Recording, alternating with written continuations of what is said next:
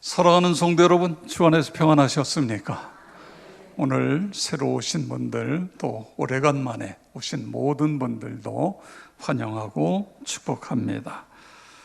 해거리라는 말이 있습니다. 과일이, 나무가 한 해 걸러 한 해의 에너지를 많이 쏟아서 열매를 많이 열게 되면 그 다음에는 열매가 조금 열립니다. 그 한 해 동안 또 에너지를 축적하기 위해서 이거를 해거리, 그러니까 한 해 걸러 해거리라고 하는 이런 말을 씁니다. 작년에 제가 교회를 향해 오는데 이렇게 보니까 노란 열매가 보여요. 저게 뭐지? 그리고 자세히 보니까 모과가 이만한 게요, 노랗게 한 6, 7개가 열려 있어요. 너무 놀랐어요. 아니, 우리 교회 모과 나무가 있네. 누가 심었지?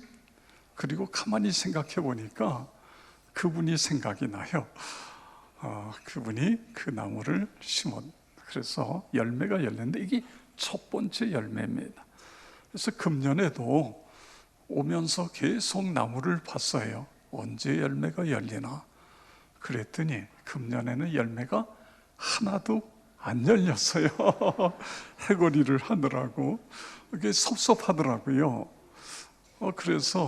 그런데 마침 그 후에 제가 유치원 쪽에서 올라오다가 눈을 딱 들었는데 감나무에 감이 열려 있는 거예요. 작년에도 열렸는데 작년에는 꽃이 피고 요만하게 열렸다가 다 떨어졌어요. 그런데 금년에는 한 20개가 열려가지고 지금도 떨어지지 않고 붙어 있어요. 저기 보이세요? 감이? 그렇습니다. 이 모습을 보면서 또 한 해가 가고 있구나. 그리고 하나님께서 금년에도 우리에게 풍성한 열매를 주셨구나. 그런 생각을 했습니다. 특별히 저는 지나가다가 과일 가게가 있으면 과일 가게를 한번 들여다봐요. 형형색색의 과일들이 가득 차 있어요. 금년에도 하나님이 풍년을 주셨네. 그러면서 감사합니다. 과일 가게에 사진을 찍은 것이 아니라 우리 이은숙 권사님이 과일로 여기에 아름답게 장식을 해서 찍었어요. 저 그림입니다. 여러분, 뭐가 있는가 보시죠. 감도 있고 호박도 있고 수세미도 있고 고구마도 있고 포도도 있고 귤도 있고 모과도 있고 뭐 등등 여러 가지 있네요. 자, 그 다음 거 볼까요? 옆에서 찍었어요. 여기는 보니까 파도 있고 무도 있고 배추도 있고 그렇습니다. 여러분, 감사를 많이 하시기 바랍니다. 감사가 많은 사람은 행복한 사람인 것입니다. 우리가 감사해야 될 제목이 너무너무 많잖아요. 하나님과 나와, 내 가족, 또 이웃, 일터에서 함께 일하는 사람, 교회 안에서 성도들 간에 감사하고, 특별히 나 스스로에게 감사하시기 바랍니다. 지나온 세월을, 시간을, 내 나이를 한번 생각하면서 내 나이 동안 건강하게 살아줘서 고맙다, 감사하다. 2달이야 오늘도 튼튼해서 교회까지 나오게 돼서 감사하다. 코, 입, 눈, 머리, 머리카락, 그리고 우리 속에 있는 여러 위장이니 등등, 대장이니 이런 콩팥이라든가 이런 모든 것, 신장, 이런 모든 것에 대해서 감사하다. 여러분, 멈추면 끝나는 거예요. 심장이 멈추면 그 순간 끝나는 것입니다. 심장 마비가, 인생이 끝나는 것입니다. 그래서 우리는 감사를 많이 해야 합니다.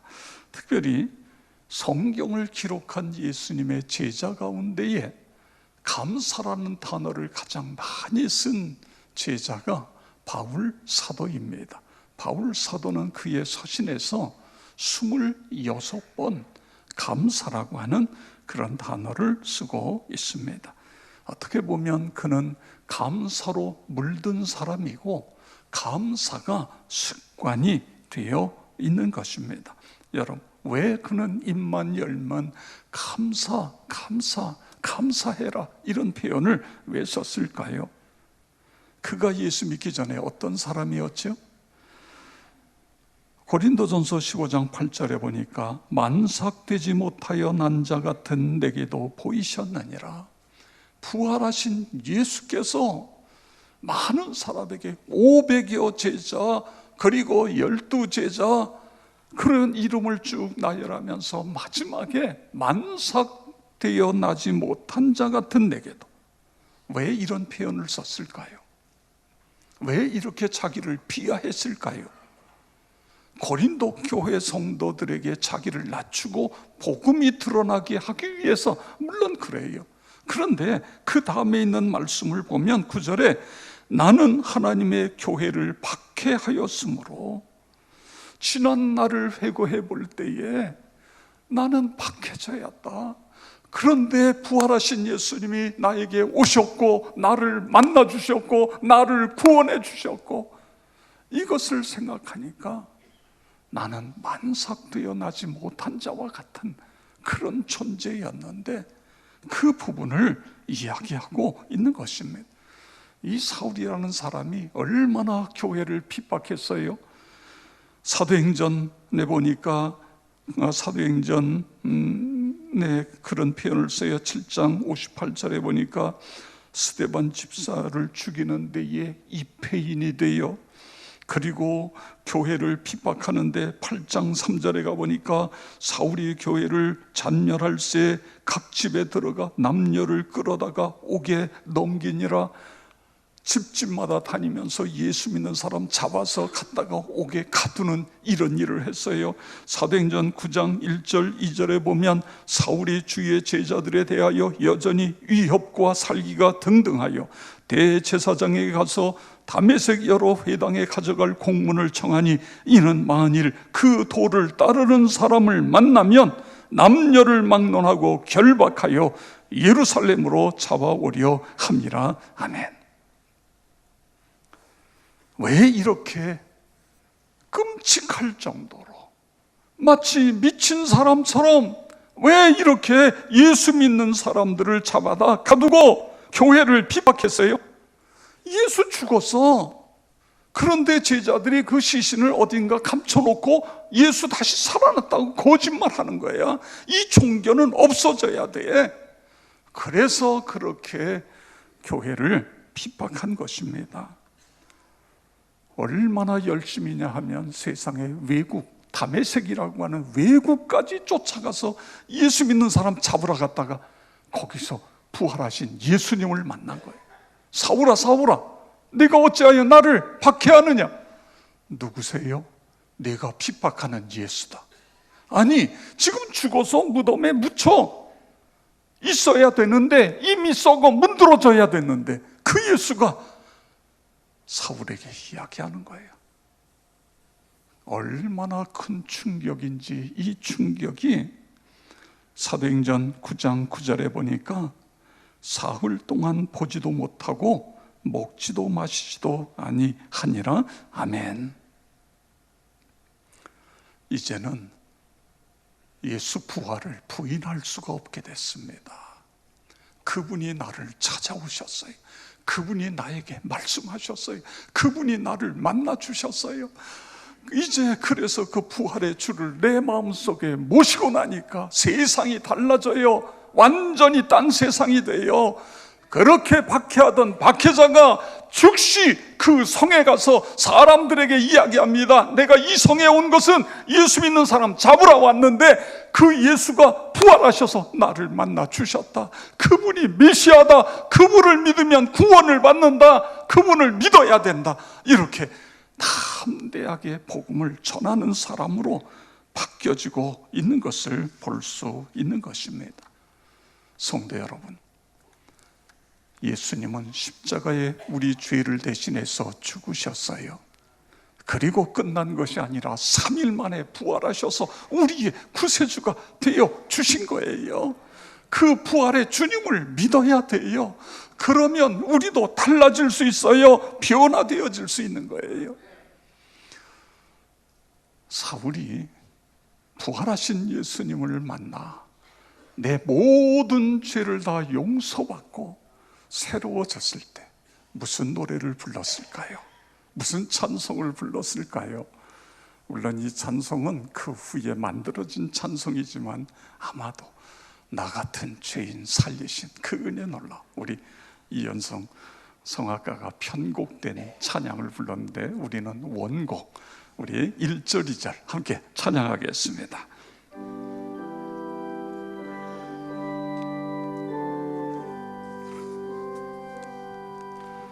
나 같은 죄인 살리신 주 은혜 놀라워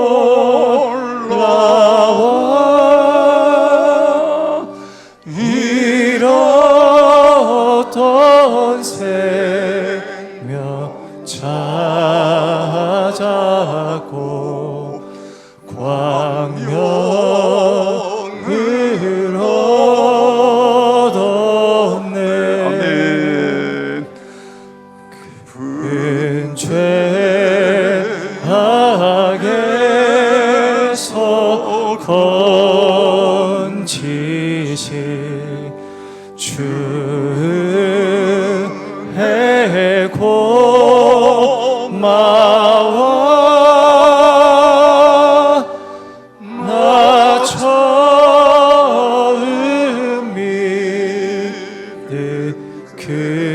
그 시간 귀하고 귀하다.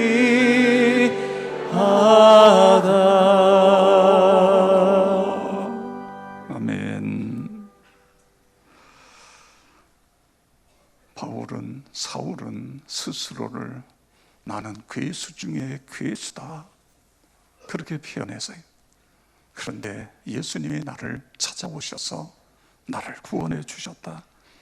그의 은혜가 너무 크기 때문에 그는 이름을 바꿉니다. 사울이라고 하는 건 히브리식 이름이에요. 바울로 바꿔요. 로마식 이름으로 바꾸어서 전 세계에 다니며 주의 복음을 전하는 것. 이것이 나를 구원하신 하나님의 은혜, 그 은혜를 갚는 길이다. 고린도전서 15장 3절 4절 8절 다 같이 함께 읽겠습니다. 내가 받은 것을 먼저 너희에게 전하였노니 이는 성경대로 그리스도께서 우리 죄를 위하여 죽으시고 장사 지낸 바 되었다가 성경대로 사흘 만에 다시 살아나사 맨 나중에 만삭되지 못하여 난 자 같은 내게도 보이셨느니라. 아멘. 그리고 그 다음 절에 보면 나의 나 된 것은 하나님의 은혜로 된 것이니 오늘 내가 살아있는 것도 하나님의 은혜, 내가 여기까지 이루어진 것도 하나님의 은혜, 모든 것이 하나님의 은혜. 그는 감사할 수밖에 없어요. 그런데 본인만 감사하는 것이 아니라 성경 여기저기에 감사하는 자가 되라, 그를 힘입어 하나님 아버지께 감사하라, 범사에 감사하라, 기도에 깨어있어 감사하라, 이렇게 수없이 우리에게 감사할 것을 간곡하게 권면하고 있습니다. 감사할 것을 우리에게 명령하고 있는 거예요. 강권하고 있는 거예요. 왜 그래요? 감사하면 어떤 일이 일어나요? 감사하면 신앙이 성숙돼서 승리의 삶을 살아가기 때문에 그렇습니다. 고린도전서 15장 57절에 보니까 우리 주 예수 그리스도로 말미암아 우리에게 승리를 주시는 하나님께 감사하노니. 여러분, 왜 하나님께서 바울을 귀하게 쓰셨어요? 감사했기 때문에 그래요. 사역을 하면서도 감사해요. 나 같은 부족한 사람을 하나님이 들어 쓰신다. 그 사명, 감사로 사명을 감당하고 있습니다. 감사하면서 살면 감사가 습관이 되고, 그 습관이 그 사람을 성숙한 그리스도인 되게 하는 거예요. 성숙하게 되어지면 하나님이 그를 귀하게 쓰시는 것입니다. 믿으시기 바랍니다. 원망과 불평은 신앙을 메마르게 해요. 고사시켜요. 그래서 병든 신앙인이 되게 하고, 멈춰서 있는, 정지되어 있는 그런 신앙이 되어지는 것입니다. 성령의 사람 토리 박사는 감사 충만이 곧 성령 충만이다. 성령 충만하다고 하면서도 여기 가서 이 소리하고 저기 가서 딴 소리하고, 성령 충만하다고 하면서 누구를 비난하고, 이게 아니라 성령 충만한 사람은 감사할 수밖에 없다. 감사가 넘치게 되어진다. 그런 이야기인 것입니다. 유명한 기도의 사람 윌리엄 로우는, 위대한 성자는 기도를 많이 한다든지 금식을 많이 한다든지 자선을 많이 베푼 사람이 아니라 범사에 감사하는 사람이다. 이런 이야기를 했습니다. 사랑하는 성도 여러분, 늘 감사하심으로 성숙한 그리스도인, 승리하는 그리스도인, 하나님을 기쁘게 하는, 승리하는 그리스도인이 되어지길 주의 이름으로 축원합니다. 그 다음에 감사의 삶을 살게 되면 하나님께서 복을 내려주시는 거예요. 감사는 축복의 문을 여는 열쇠예요. 감사는 하나님께서 우리에게 복을 내려주시는데, 그 복을 받는 마치 그릇과 같습니다. 감사로 그릇을 크게 하면 그 사람은 복을 많이 받아요. 감사가 적어서 그릇이 조그마하면 그것밖에 받을 수가 없는 거예요. 나와 여러분 모두가 감사로 그릇을 키우시기를 바랍니다. 열왕기상 3장 12절 13절에 보면, 내가 내 말대로 하여 내게 지혜롭고 청명한 마음을 주노니 내 앞에서도 너와 같은 자가 없거니와 내 뒤에도 너와 같은 자가 일어남이 없으리라. 내가 또 내게 구하지 아니한 부귀와 영광도 내게 주노니 내 평생의 왕들 중에 너와 같은 자가 없을 것이라. 아멘. 솔로몬에게 한 이야기입니다. 하나님이 솔로몬이 왕이 됐어요. 왕이 돼서 감사해서 하나님께 일천번제를 감사함으로 일천번제 예배를 드린 거예요.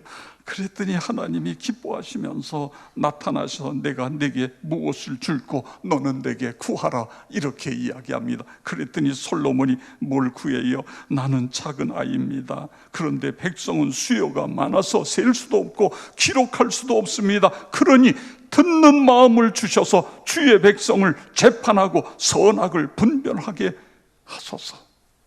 이런 기도를 드려요. 여기 듣는 마음을 주소서.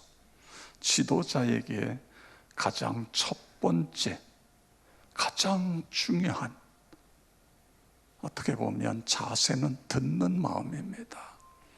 여러분, 지도자가 아무리 똑똑해도 한 사람은 한 사람이에요. 지도자 주변에 많은 전문가들을 통해 들어야 돼요. 듣고서 최종적으로 그래서 결론을 내야 돼요. 지도자가 자기 마음대로 자기 생각대로 끌고 가보세요. 그 단체요, 무너져요. 나라가, 대통령이 자기 마음대로 끌고 가보세요. 그 나라가 급속하게 가난해질 수밖에 없어요. 대통령이 백성들의, 지도자들의 이야기를, 전문가들의 이야기를 듣고 그리고 결론을 내서 나아가야 되는 거예요. 이게 안 되면 결국은 나라가 어려움에 처하게 되어지는 거예요. 그런데 솔로몬은 뭘 구하고 있어요? 듣는 귀를, 듣는 마음을 주시옵소서.